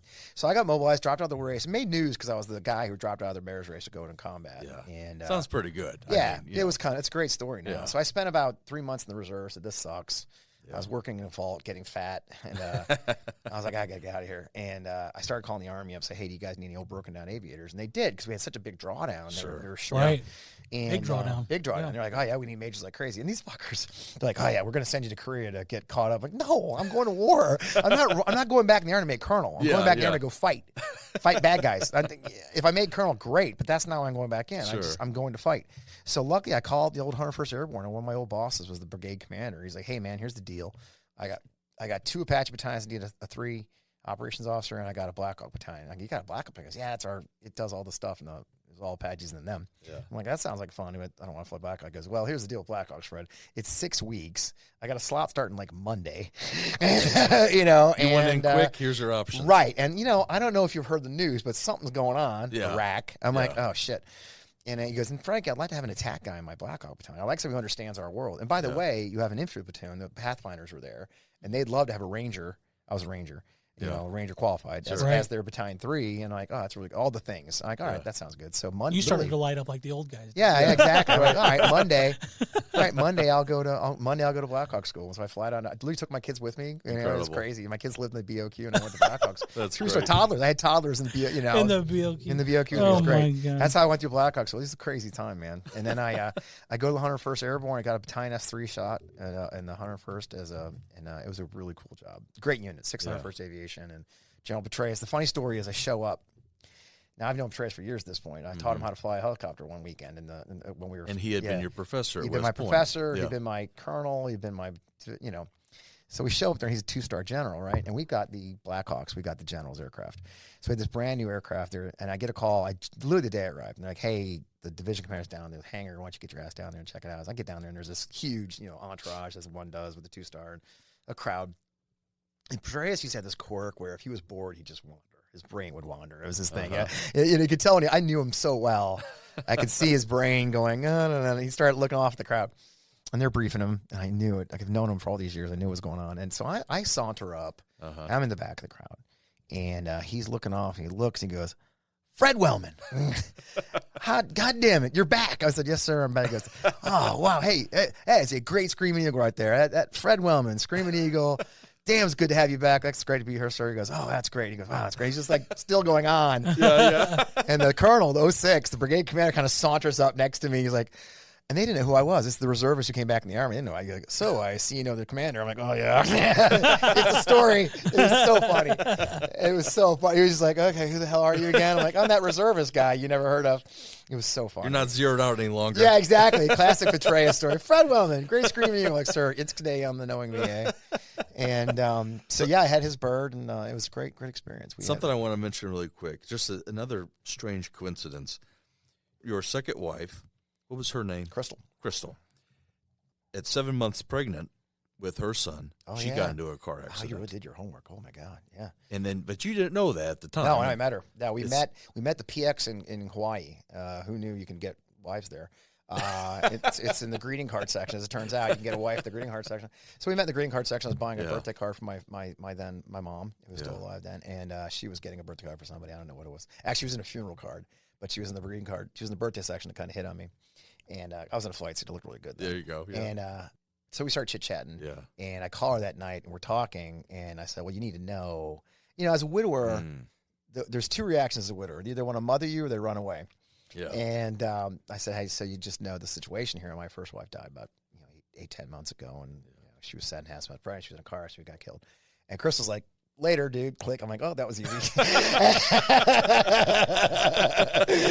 Peace out, And I was so used to it. You can hear the footsteps, And like a half hour goes by, and she calls me back. She goes, "All right, I didn't mean to hang up on you like that, but that's a freaky story." I said, "Tell me why." She goes, "Well, when I was 7.5 months pregnant with my 2-year-old son, I was in a car accident. And almost lost him, but we both survived. And so my son Dylan, by the way, who just had his second son himself, my sixth grandchild. But yeah, it was a weird, kind of weird little fateful thing. And we got married way too soon. As many widowers do, we remarried very quickly. And we were married 24 years. I mean, we joke to this day that we had a very successful marriage. Yeah. Got divorced, but we have 4 great kids. Wonderful kids. We have 6 grandkids now. We have our separate lives. I'm very, very happy in my relationship with my fiance now, and she's got her thing going on. But it was good. It was good people. Well, we very well may have to have Fred back on because he has 3 combat deployments for Operation. There I was in combat, saving the world as a spokesman.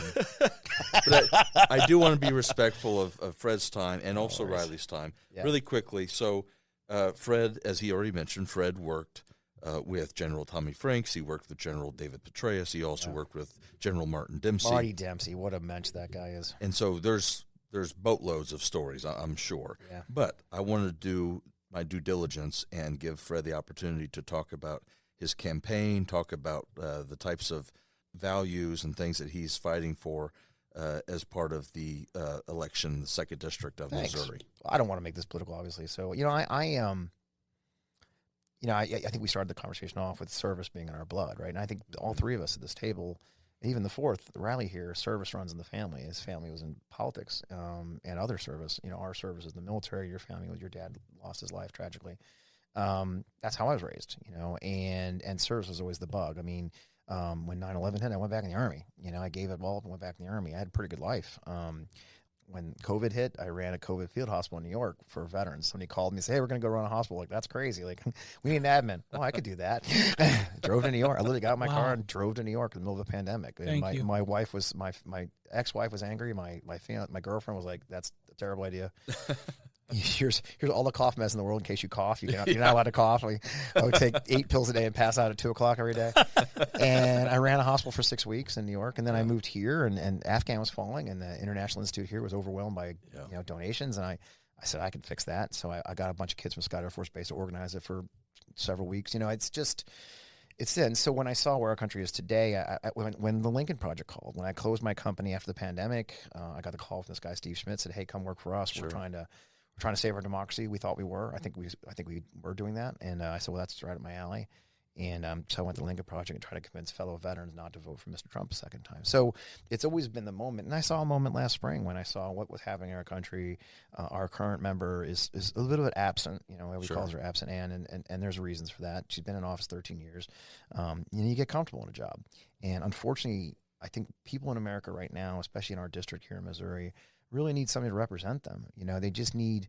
We have working people falling further and further behind. I'm doing this for my grown kids who are struggling to this day. We have people, they can't make ends meet. We've got huge wage gaps. We've got the highest gap in income and median house price.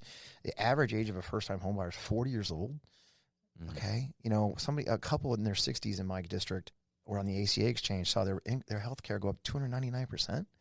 And it's like, okay, what about those guys? Mm-hmm. We see the billionaires getting richer, we see the corporations getting break, we see them going to the Met Gala, we see them going to the front row at the inauguration. And I just keep looking around my neighborhood and saying, what about us? What about working people? Yeah. And although I've had a very blessed life, I got to go to Harvard for grad school, for God's sake, I also see the average person, to include my kids and my neighbors. Sure. And consistently what I hear over and over and over and over, everywhere, every neighborhood, black, white, Asian, Indian, immigrant, rich, poor, I'm worried about my kids.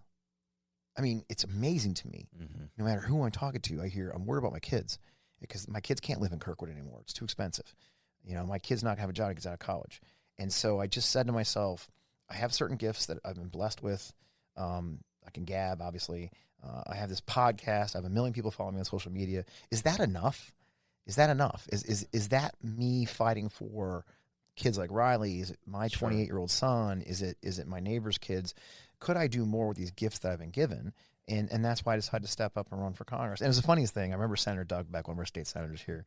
He's a union guy, and he said, Fred, it's going to get ugly. I'm like, oh, really? You think? Let me tell you a story. Have I got a story for you, my friend? I've seen ugly. I'm used to ugly. Yeah. Funny thing that I got sued by Mike Flynn for $150 million and won. How dare I call him a traitor? You're a traitor. Apparently you can do that. Not get, it's legal. Yeah. And so, and that's another reason to run. I've been through those barbs and arrows. I've had them thrown at me. We need people who can step up and aren't afraid, because there's so much fear right now on both sides of the aisle. So I felt like it was my duty, a next step in my journey as a duty to do that. And I was very blessed to have an incredible partner in Heather who said, yep, you do your thing. We'll figure it out. She's the East Coast girl, right? Heather, she's the Midwest they come. Her parents were in Nebraska. Oh, she went to U of I. Yeah, she is Midwest they come. Dutch, 20 feet tall, blonde, German Dutch. She is so Midwest it hurts. That's great. She's the most Midwest person I've ever known in my life. We say "ope" as That's right. But Heather's just down to earth, and she's brilliantly successful. Thank God one of us is. Yeah. And she said, we'll figure it out, and so now I see myself running. I'm just running for, it sounds so cliche, but I'm running for working people. I'm running for regular Americans. 750,000 or so people live in this district. I'm just running for them. People ask me all the time, what party? I'm a Missouri Democrat. What does that mean? I'm not running for the people in Washington. I'm running for the people in this district, and to be the best I can be for them. And if I go to Washington, D.C., and I serve them, and I serve them well, and I make a difference in their lives, hopefully they'll send me back in 2 years. So I'm running because I just believe that it's time for people who have service mind with all of my baggage. And there's baggage, and we've talked about a lot in this podcast. We've been very open about it. I'm very open about my past. I have nothing to hide. I've made mistakes. I've corrected them. But that is also the American story. That's the human story, that we've had things get in our way. We've lost, and we've begun again. What are you going to quit? Oh, yeah, I lost my business in the pandemic, second bankruptcy. Okay, what was my option? My option was to get my shit together and find a new job and rebuild my life, and I've done it. And that is what so many of our fellow Americans are doing. And I'm not perfect by any stretch of imagination, but aren't you tired of sending people who are perfect to Washington and finding out they're actually assholes? And so I'm not going there to get rich. Yeah, I'm not going there to get rich. I'm 60 years old. I'm more than happy if I do 2 years, they'll still say representative. That's right. But I think it's just, for me, it's become sort of my service journey, another phase in it. And if I win, I hope I serve honorably, and I plan to serve honorably. If I run, one of the things we started, and Riley's heard the story so many times, is I told my team when I started this, like, look, I've been in politics for 6 years now in various ways. I want to run as me with my values, and I want to end with those values intact. Sure. And if I get elected on those values, then I deserve it. If I lose, well, that's okay. I'll still be able to look myself in the mirror, because I've seen people run for office and lose themselves in the process. Yeah. Trying to raise enough money. They become flexible. Right? Trying to triangulate every issue, not really standing for anything. I can't stand triangulation. Like, no, this is where I stand. And what I've been really gratified to find is, like, our friends in labor love that. It's like, I say, look, here's the deal. I'm going to answer your phone call, and before we get off, I'm going to tell you I agree or disagree, or I don't have a decision. You'll know where I stand. And they love that. Like, great, that's all we want. I'm going to shoot you straight in the eyes. And I may disagree. I may actually vote with a Republican every now and then, because if it's the right thing to do for Missouri, I'll do it. And I think for too long, we haven't been represented by people who say, my job is the people who elected me and not getting reelected. So it's been a gratifying journey. I've been doing it for 7 months now. It's been gratifying to see people find hope for some reason, perhaps because my journey is so unique. I think we've built a professional campaign. I hope to be successful. But I think we've got something interesting. I think people are looking for someone who's genuine and stands by Sure. their values. And I've had conversations with people from the opposite side of the aisle, and one of the most gratifying conversations I had was a gentleman who actually doxed me. This is a funny story. Believe it. It doesn't sound funny, but it is. And I blocked him all the social. We were arguing about Army stuff, and I look at his LinkedIn, and we served in the 101st together at the same time. Wow. And I said, bro, we were in the 101st together. He's like, oh, shit. So we start talking, and that's the best part. We start talking at that point. Yeah. And Black Horse Pub, which was downtown Clarksville, I thought was an aviator bar, but he was infantry. He went there. It was great. And we ended up having a beer at a neutral location, very public. Thank you very much. And we hit it off. And we didn't agree on a damn thing. And one of the most interesting things he said to me is, Fred, I've watched you for years. I don't agree on any of your issues, but I love that you've always stood by your value. I know where you stand on your values. That's important. It is. And you know what? He donated to my campaign. And I think cool. I think if I can run as me, stick to who I was born to be as a son of a New Englander, a kid from the wrong side of the tracks, as a soldier, a West Point graduate, as even a Harvard attendee who did well there because of this. I stood up for what I believe in. And if I win the race and I serve honorably, then it'd be a privilege. But I think in the end, I've got to be able to look myself in the mirror. Yeah. I think after all these years of dorking around and making mistakes, I got to be able to look myself in the Fred, mirror. So I'm real proud of what we're doing. If you're thinking about the people of Missouri, which I think you are, and you're talking to somebody who finds himself politically homeless, meaning they don't know which way to go because they've been screwed. Yeah.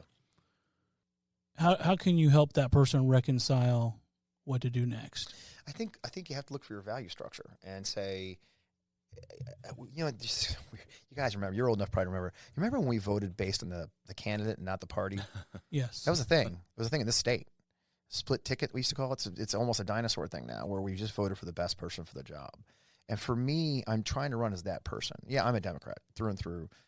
I'm liberal through and through. But also I have a value structure that means service. It means making lives better for people. It means is defending anyone. I had a conversation yesterday with our LGBT magazine here. And they said, you know, what's your view? I said, here's my view. Look at me, and you'll appreciate this. You're the third generation. I'm white straight. For those who can't see me, I'm the whitest guy on earth. I'm half English and half Italian. I'm so white. It's a miracle my teeth are straight. and I'm that white. Riley's loving this. And I'm that straight, you know. But you know what I never have to worry about that looks like me? Which side of what my rights are based on what state I'm sitting in. Right? Right. It doesn't matter if I'm in Missouri or I drive across the I-64 bridge into Illinois. I have the same rights as this guy on both sides of that river. My fiance doesn't if she gets sick. My daughter's afraid to visit me because she knows, because she has endometriosis. She has very bad problems with her reproductive system. If she has an emergency, she may not get the treatment she needs on this side of a river versus the other side of the river, right?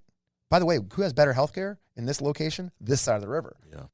So for me, I have to recognize I have a family friend who's has a transgender child. They have go bags in their car. Could you imagine being a father of a child who just wants to live who they are, who's known since they were 3 they're actually a boy in a girl's body?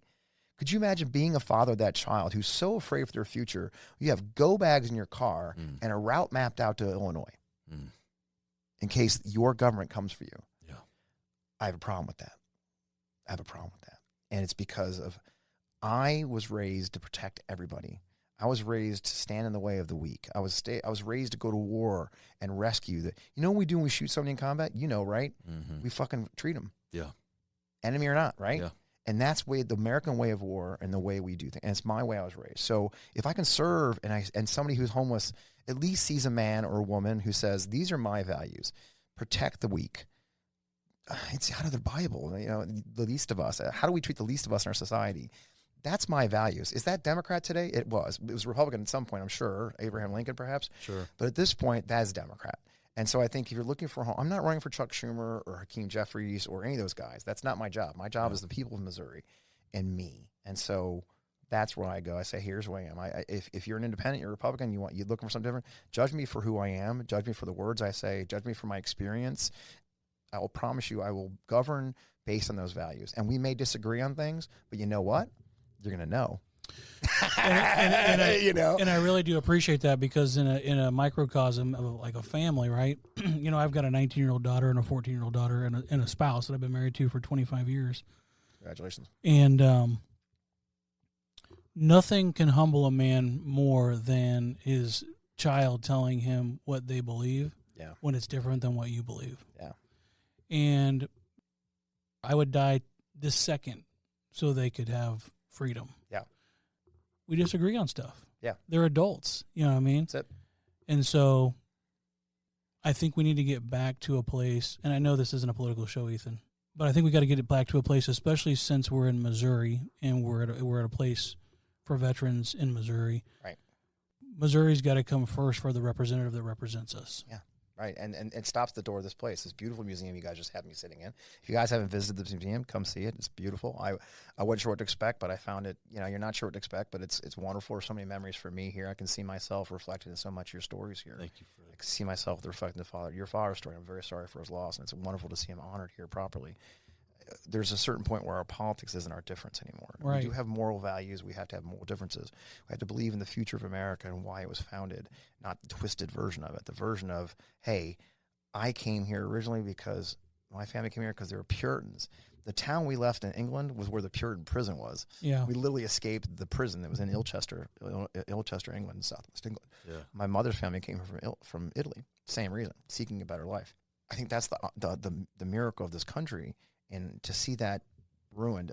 Last story: one of my soldiers during Desert Storm was illegal, and he served in the military back then. You could. It was a path. It was a path to citizenship. Sure. And he was a wonderful, tiny Mexican young man. Classic, tiny little guy. And what a great young soldier. And when we got back, I sponsored his, I was a citizenship sponsor for him. Thank you. And then I wrote him a letter to get in the Army. Dan, if he didn't get at the warrant officer program, Dan, if he ended up being a W-5 flying Gulfstream jets. Amazing. And damn, if you get in your airplane on Southwest Airlines to fly to Mexico City, you're probably flying with my old soldier. Nice. And that is the real American story. Yeah. And the one that we should be honoring, not this convoluted one that says we're not a nation of immigrants, that diversity is not our strength. This is who America is. I'm very proud of that young man. He calls me this day. Poor Riley's had to be on calls when I've called him for call time, and Avila won't get off the phone for 30 minutes because he's gushing about how great I am. And I'm like, I'm not that great, buddy. Don't get carried away. My poor kids. Yeah. But you made an impact on his life. And he's got a wonderful young family who all his kids are stupid successful. They're all college grads now. One's a damn doctor, some crazy shit. I mean, generational change from a young man who was a skinny little Mexican illegal in the Army as an E4 flying, working on OH-58 helicopters. And so that is the America I believe in. Have we noticed I didn't talk about my party yet? Because that is America. And if we can elect people who just remember that as their purpose of this whole damn thing, we'll be better at some point, I hope. I still haven't lost faith we can fix this shit. It's not going to be easy, but we need to let people who aren't afraid of hard things. And as you can tell from this whole conversation, hard things are kind of my fucking thing. And you so, deal with them pretty well. Yeah, whatever. Yeah. Luckily I've lost a lot of weight because I don't eat anymore. No, and I appreciate this opportunity to tell you guys that story. But I really believe in the soulless nation. I'm running because I believe we can be better. Our better angels can prevail. Yeah. I believe we still can have our better angels prevail. I've been through the ringer, so I'm willing to take the barbs and arrows along that route for others who may not have that strength or the ability. Maybe they have kids, or maybe they don't have the wherewithal like I do. Like I said, a very successful partner. Luckily, I'm very blessed with a lot of gifts.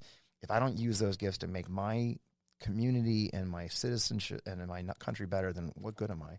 So that's kind of where I'm at. Man, that's awesome. You read my mind earlier, Fred, when you voluntarily explained what a Missouri Democrat is, because that was a question I was going to ask you specifically. And in large part, it sounds like a contemporary Missouri Democrat is what used to be a Republican. Yeah. Or Harry Truman, a Democrat. Yeah, there you go. Exactly. I have 3 Harry Truman books on my desk right now. He's a great profile Army veteran, in leadership. Captain, artilleryman, hero of the war. Yeah. George C. Marshall told me he was too damn old to go back in the Army, so he needed to stay in the Senate where he needed him.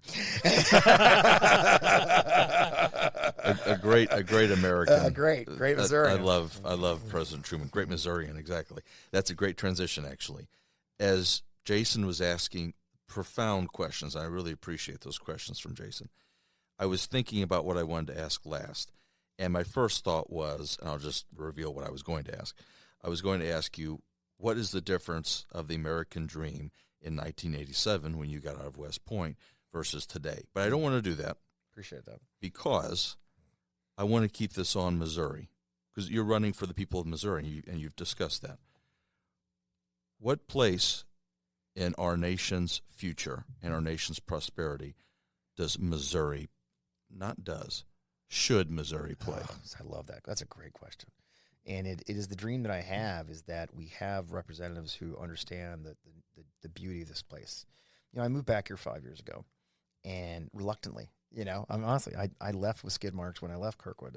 I did. I mean, I was very open about that in previous interview, I'm sure. Like, I left Kirkwood in a hurry. Lovely town now, but it's not where I wanted to be. I saw the world, good and bad. And I came back here because my fiance said, it's time to come back to your home. And she was right. And I fell in love with this place. First of all, it's beautiful. I mean, it's just naturally beautiful. It's got parks. I'm a hiker. That's how I lost all this weight, was walking in parks for 3 miles a day. And I've seen the beauty of the people. They're kind people. Missouri Nice is a real thing. It's so funny how often I have friends from Washington, D.C. come for a convention in town, and I've had at least 3 of them go, what the fuck is with people being so nice here? I'm like, hey, it's a thing. It is. True. Midwest nice. I want to tell you. It's a real thing, you know? and they're lovely people. And we used to be a bellwether state. We used to just not care about, we didn't talk about politics. To this day, my parents both passed away over 10 and 15 years ago. And I couldn't tell you what actual politics. I mean, I probably could look it up someday and see what their partisan registration was, but I have no freaking idea. Yeah. And that was a good thing. I think Missouri was a powerhouse. We were where the Corvette was built. You know, we used to be the second Detroit. Missouri was a hub of the country. We're the gateway to the West for a reason. But there's also a dark side to that. You know, when they looked for, I don't know if you guys know this, when they looked for the bounty hunters to hunt the Seminole Indians in Florida, they recruited them from St. Louis and sent them down there to slaughter Indians. So there's this dark underbelly for what this is. There's a reason there's a city and a county, and it's not economic, it's race. Yeah. You know, there's a reason this region is flooded with parochial schools and religious schools, because Brownview Board of Education. And so while we see these wonderful things, we also see, if you're smart, you see the underbelly of that could be so much more than it is. Sure. So we have a lot to learn. To this day, we're fighting over the city and the county. We see our city being choked out by the government that hates it.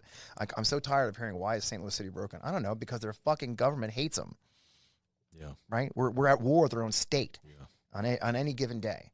To include people who are based right here in St. Charles, who spend their days bitching about St. Louis. And I'm always like, dude, you don't live there.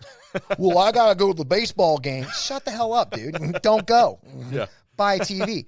And so for me, the potential here is some kind of, but we need unified conversations. Honestly, not to do partisan, imagine the idea where Nikki Baczynski in East St. Louis, either Corey or Wesley in the Sandy, and then me in the West County, we would have the first unified, at least single party caucus in over 35 years. Imagine what we could do when the three of us actually worked together to make Lambert Field actually a hub again. When we actually got the transportation network working. We actually addressed the possible flooding, because I remember one of my earliest memories as a kid is sandbagging because of all the freaking flooding. Yeah. There's 5 rivers in my district. 5.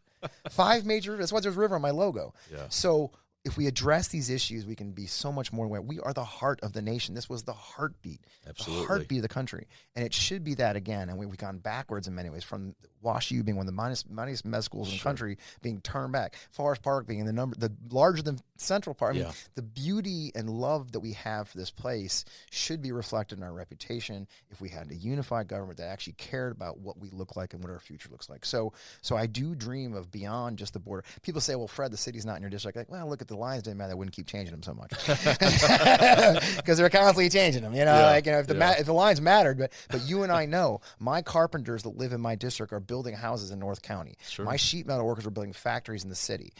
You know what I'm saying? So there's the line doesn't matter, because my citizens are your citizens, your workers are my workers, my transportation hub is your transportation hub. If we just start realizing that it's not a line that matters, that because this lady over here is a Republican and Wesley's a Democrat, they can't work together, is such horse shit, it makes my head explode. And so I'm ready to do what I got to do. One of the first questions I got when I was interviewed was, somebody said, well, what if Josh Hawley comes to you on a really good idea? Well, you know, blind squirrel gets a nut every now and then. I will work with Josh Hawley, because if it makes it better for my 750,000 citizens, then I'll do it. Right. So I think that's going to be hard. I'm not exactly the sweetest guy on earth when it comes to politics. I'm kind of known for being a jerk. But in the end, I'm going to put something on my wall probably a big state of Missouri or something like a map of that just say, here's who you work for. Yeah. Maybe a collage of all the people love from that. across. And you just say, hey, don't forget this is who you work. Maybe as I go out that door in my office in the Congress, that I'll have something above the door that says, remember who you work for. And maybe that'll be my next tattoo, is, remember who you work for. So I think that's my dream. I think we can have a better life here. I think this is an incredible place. There's a reason people come back so often. There's, the joke, they put a track on you, make you come back. That's very true. I mean, I've lived all over the world, and my wife has only left when she met me. Yeah. And everybody that I meet is either never left here or come back from somewhere else to live here. Right. It's addictive. Anyway, we could talk all night. I appreciate you guys so much. This is a wonderful opportunity. What you're doing is amazing. This place is amazing. I appreciate being a part of your mission. You, Fred. So, I really admire you. Me too. And I admire your honesty, the genuine and frank way you spoke to us this evening. Thanks. Sorry about the cussing. I really respect. Oh no, please believe me, I love that. I respect and honor your story, and as Jason referenced, and I'll reiterate, this is not a political show. No, and so we're not going to make an endorsement. But I will just say, Lieutenant Colonel Fred Wellman, you're a fantastic human being. I'm glad that you're back in this state. I'm glad you're back in St. Louis. And all I can say is I wish you the very best. Thank you. Thank you, Fred. That means a lot to me. Man, great word, Ethan. Fred, man, they don't make men like you very much anymore. And I'm really grateful that you were able to serve our nation in the way that you did. We need more men like you. I hope that men step up. And, you've got men that followed you. You've got people that you've followed that mentored you. And I think the whole story from my lens, the catalyst is the guy that pulled you aside at West Point and said, just give it a couple more weeks. Yeah. And this is why Fred's here today. That's awesome. And you're not finished yet. No, you're not done yet. Not done yet. That's the reminder. And that's the final, that's where I always end everything. It's like, look, I put that on my arm because those darkest days of my PTSD, it was a theme of my retirement speech. Because it's like a eulogy for yourself. And I said, I'm not done yet. I've got something's next. And I don't know what that is yet. We'll see. Maybe it's laying on a beach. But I told you if I lose, I'm gonna go Fat Thor. Grow my beard out, wear a bathrobe, play video games. For some reason, my fiance does not like that plan. No, so apparently, I can't imagine why. And Ethan, I think you can appreciate this because Ethan and I always try to find some theme in our minds and some path that we get to. And you mentioned that at the beginning, when you got to West Point, you said, I'll quit next week, next semester. Yeah. I'm glad you didn't quit. Thanks. And don't quit, man. I suck at quitting is what my fiance says. Love it. I love it, man. Well, thanks, gentlemen. I really appreciate it. And that being said, we're going to go ahead and sign off with the Operation Insight podcast from the Mid-America Veterans Museum.